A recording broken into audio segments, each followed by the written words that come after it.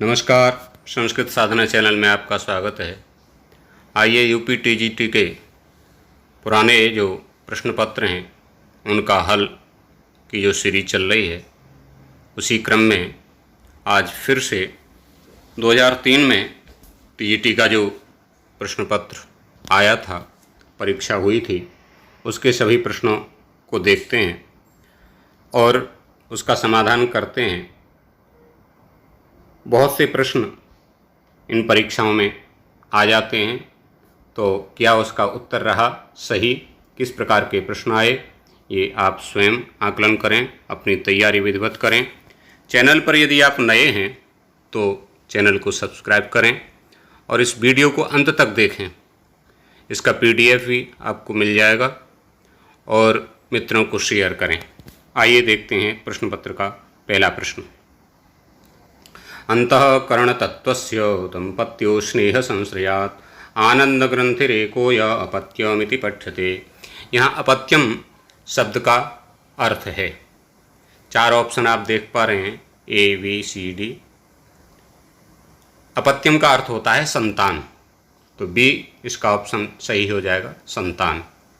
आगे है सवर्णलिंगी विदितः समाययौ युधिष्ठिरं द्वैत वने वनेचरः। इस श्लोक में वर्णलिंगी शब्द का अर्थ होगा ए वी सी डी। तो वर्णलिंगी माने होता है ब्रह्मचारी, तो ए इसका आंसर सही हो जाएगा, ब्रह्मचारी। आगे देखें, क्रातार्जुनीयम काव्य में दुर्योधन अपनी श्रेष्ठता प्रदर्शित करने के लिए जो आचरण करता है वह आचरण नीति निर्धारित है। किसके द्वारा निर्धारित है, किस रीति के आधार पर चलता है, नीति के आधार पर? तो मनु के द्वारा, मनुस्मृति के द्वारा। तो सी ऑप्शन सही हो जाएगा। चौथा प्रश्न देखिए, दुर्योधन कुरु की प्रजा को प्रसन्न करने के लिए जो विशेष व्यवस्था करता है वह संबंधित है करों को उदार बनाने में, उपहार बांटने में, कृष्ण के साथ संबंधों को सुधारने में, सिंचाई व्यवस्था को उन्नत करने में। डी ऑप्शन सही हो जाएगा, सिंचाई व्यवस्था को उन्नत करने में। क्रातार्जुनीयम का कथानक लिया गया है ए वन पर्व से, बी सभा पर्व से, सी आदि पर्व से, डी भीष्म पर्व से। तो वन पर्व से लिया गया है, ए ऑप्शन सही होगा। छठा प्रश्न है, मखे सुखिन्नो नमतः पुरोधसा धुनोत हव्येन हिरण्यरेतसम। प्रस्तुत श्लोक में हिरण्यरेतसम का अर्थ क्या है? तो हिरण्यरेतसम अग्नि के लिए आया है, ए ऑप्शन सही हो जाएगा, अग्नि। ज्ञान लव दुर्विदग्धम ब्रह्मापि नरम न रंजयति। श्लोकांश में रंजयति का तात्पर्य क्या है? तो रंजयति का तात्पर्य होता है प्रसन्न करना, तो डी ऑप्शन इसका सही हो जाएगा, डी प्रसन्न करना। आइए 8वां प्रश्न देखते हैं क्या है। नीति सत्कार के अनुसार सभा में किस उपाय के द्वारा मूर्ख अपनी मूर्खता को छिपा सकता है? तो विभूषणम मौनम पंडितानाम, अपंडितानाम मौनम, मौन रहकर। तो बी ऑप्शन सही हो जाएगा।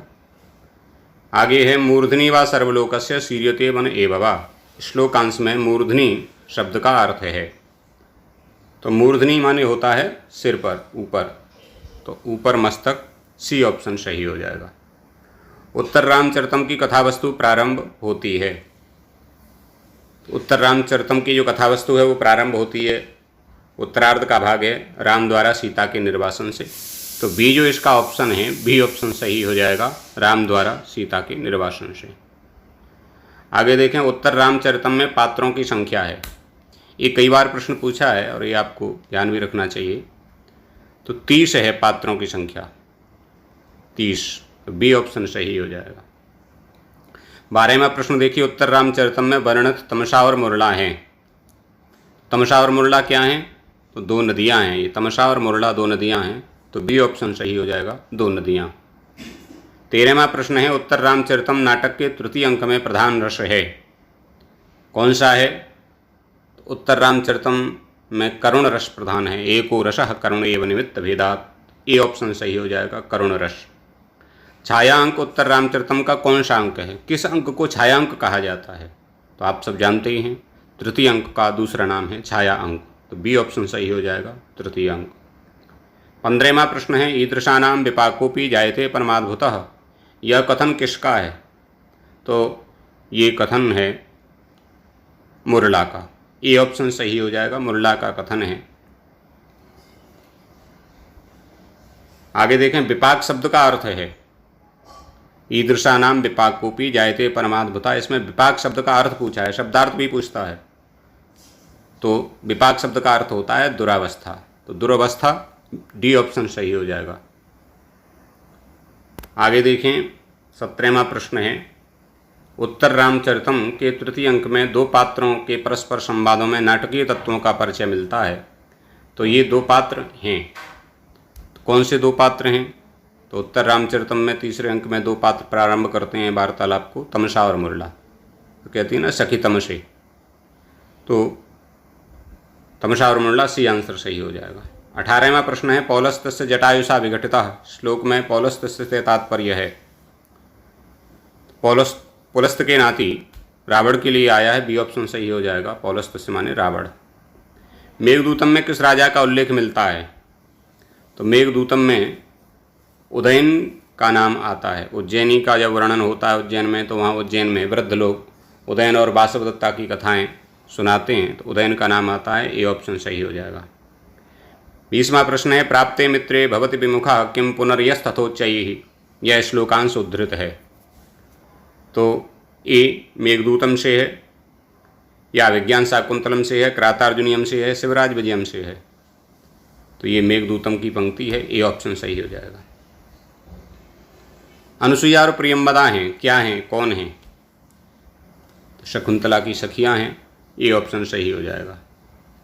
अभिज्ञान शाकुंतलम नाटक में वर्णित गौतमी है, दुष्यंत की परिचारिका है, कण्व आश्रम की अध्यक्षा है, मारीच आश्रम की तपस्विनी है, एक अप्सरा है।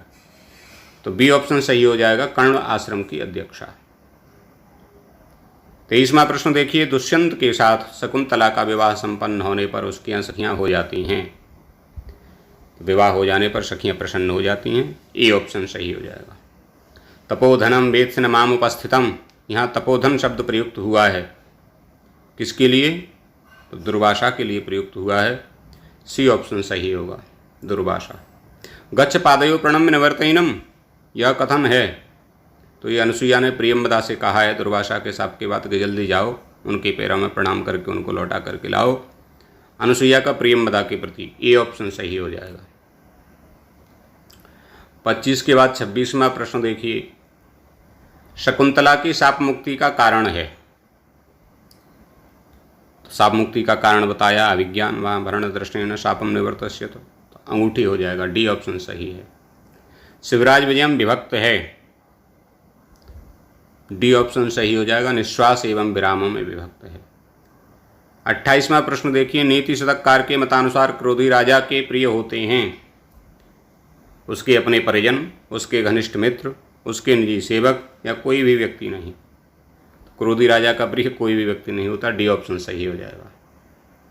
29वां प्रश्न है, दुष्टों की मित्रता की तुलना की गई है। तो छाएव मैत्री खलु सज्जनानाम, छाया से। ये ऑप्शन सही हो जाएगा। सभी प्रकार की विपत्तियों से रक्षा होती है पूर्वकृत पुण्यों के कारण। ये ऑप्शन सही हो जाएगा। रक्षंत पुण्यानि पुराकृतानि। कंथा शब्द का अर्थ है, ये भी नीति शतक से आया है, जीर्ण वस्त्र। ये ऑप्शन सही हो जाएगा। 32वां प्रश्न देखिए, मेघदूतम में यक्ष शापित है, किसके द्वारा शाप मिला था यक्ष को? आपको बताइए, कुबेर के द्वारा। बी ऑप्शन सही हो जाएगा। तस्मिन् अद्रौ कदचित बला विप्रयुक्ता सकामी, यहाँ अद्रौ का तात्पर्य है, अद्रि कहते हैं पर्वत को, और अद्रि शब्द का सप्तमी के एक वचन में बनना है, अद्रौ माने पर्वत से। ए ऑप्शन सही हो जाएगा। धूमत ज्योति सलिलमरुताम सन्निपातः क्व मेघः। प्रस्तुत श्लोकांश में सन्निपात का अर्थ है, सन्निपात कहते हैं मेघ समूह को। डी ऑप्शन सही हो जाएगा। धूम, ज्योति, सलिल और मरुत के सम्मिश्रण से मेघ बनता है। मेघदूतम में वर्णित पुष्करावर्तक क्या हैं? तो पुष्कर और आवर्तक ये मेघों के कुल का नाम है। सी ऑप्शन सही हो जाएगा। आगे देखें, संपत्स्यन्ते कतिपय दिना स्थायी हंसा दशारणा। यहाँ दशारणा क्या है? दशारणा है एक, तो देश विशेष के लिए आया है, दशारण देश का नाम है। बी ऑप्शन सही हो जाएगा। अब भी भाव समास की सिद्धि होने पर संपूर्ण पद हो जाता है। तो न अव्ययम अव्ययम संपद्यते इति अव्ययी भावः, संपूर्ण पद हो जाता है अव्ययी भावश्च से नपुंसक संज्ञा होकर के नपुंसकलिंग। सी ऑप्शन सही हो जाएगा। विष्णु पश्चात का संपूर्ण पद है, विष्णु पश्चात अनविष्णु, डी ऑप्शन सही हो जाएगा। निर्मक्षिकम में समास है, मक्षिकाणाम अभावो निर्मक्षिकम, डी ऑप्शन सही हो जाएगा, अव्ययी भाव समास है। नख भिन्ना में समास है तो तृतीया तत्पुरुष है, नखैर भिन्ना नख भिन्ना, ऐसा इसकी विग्रह होगी, ए ऑप्शन सही हो जाएगा, तृतीया तत्पुरुष। 41वां प्रश्न देखिए, षष्ठी तत्पुरुष युक्त समास है, इन सब में बी ऑप्शन सही है, राजपुरुष, राज्ञा पुरुष राजपुरुष, ये षष्ठी तत्पुरुष समास है, बी। समास में प्रथम शब्द संख्यावाचक हो तो वह द्विगु समास होगा, जब दूसरा शब्द हो तो पहला संख्यावाचक हो, दूसरा क्या हो, दूसरा संज्ञा हो, ए ऑप्शन सही है, संज्ञा।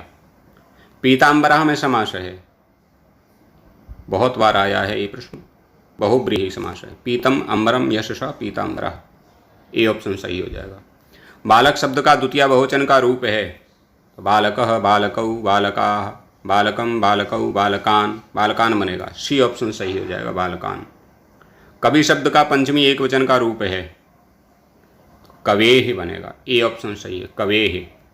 सुधियम किस विभक्ति का रूप है, तो सुधियम द्वितीय का रूप है, बी ऑप्शन सही हो जाएगा। आगे देखें, पंचमी विभक्ति में भानु का सही रूप होगा, पंचमी विभक्ति में भानु का सही रूप क्या होगा, तो भानोः, डी ऑप्शन सही है। स्वयं भुवि किस विभक्ति का रूप है, तो स्वयं भुवि बनता है सप्तमी में, डी ऑप्शन सही है। फलानाम किस विभक्ति का रूप होगा, बताइए, षष्ठी का बहुवचन, डी ऑप्शन सही है, षष्ठी। षष्ठी विभक्ति में दधि का सही रूप होगा, ए ऑप्शन सही है, दधनोः। अभिनिवेशश्च सूत्र है, बी ऑप्शन सही हो जाएगा, कर्म कारक का है, अभिनि उपसर्ग पूर्वक विष धातु के आधार की कर्म संज्ञा होती है। अविता के युग में विभक्ति होती है, अविता परया समयानिक्षा हा प्रतियोगी, इन सब के युग में क्या विभक्ति होती है, द्वितीय विभक्ति, ए ऑप्शन सही है। तृतीय विभक्ति तब होती है जब काल अर्थ द्योतित होने पर तृतीया होती है, तो ए ऑप्शन सही हो जाएगा।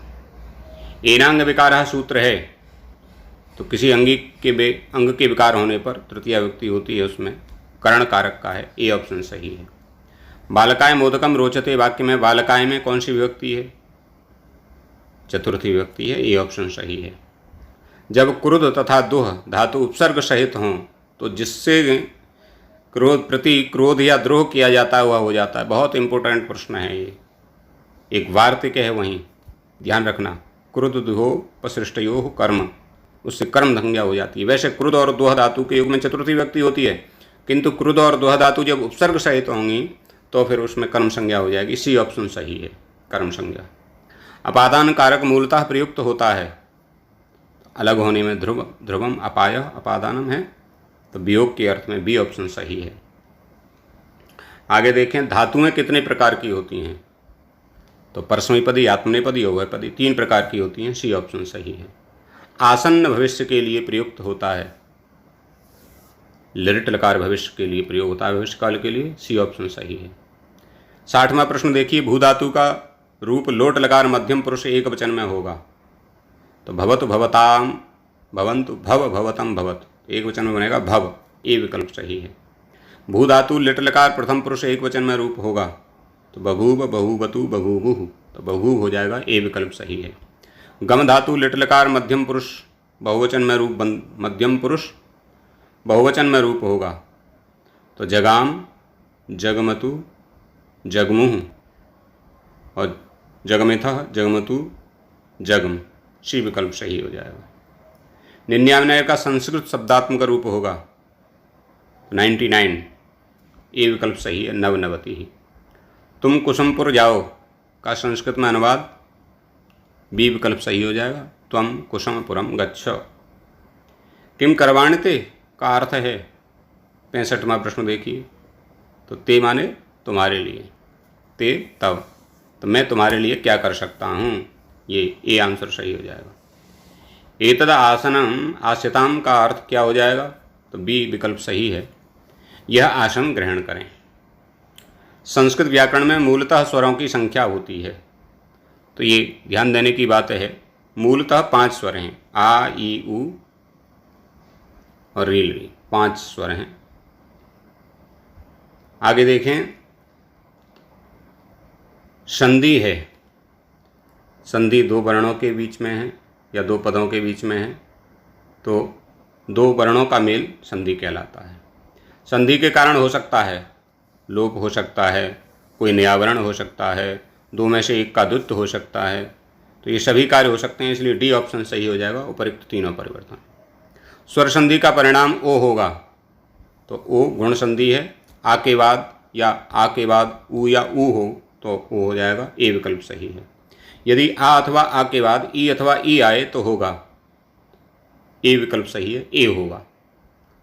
72वां प्रश्न देखिए, स्वर संधि में अर होगा, तो यदि आ के बाद री आए तो अर हो जाता है, बी विकल्प सही है। अच संधि कहते हैं, तो अच और स्वर एक ही बात है, बी विकल्प सही हो जाएगा, स्वर संधि को अच संधि कहते हैं।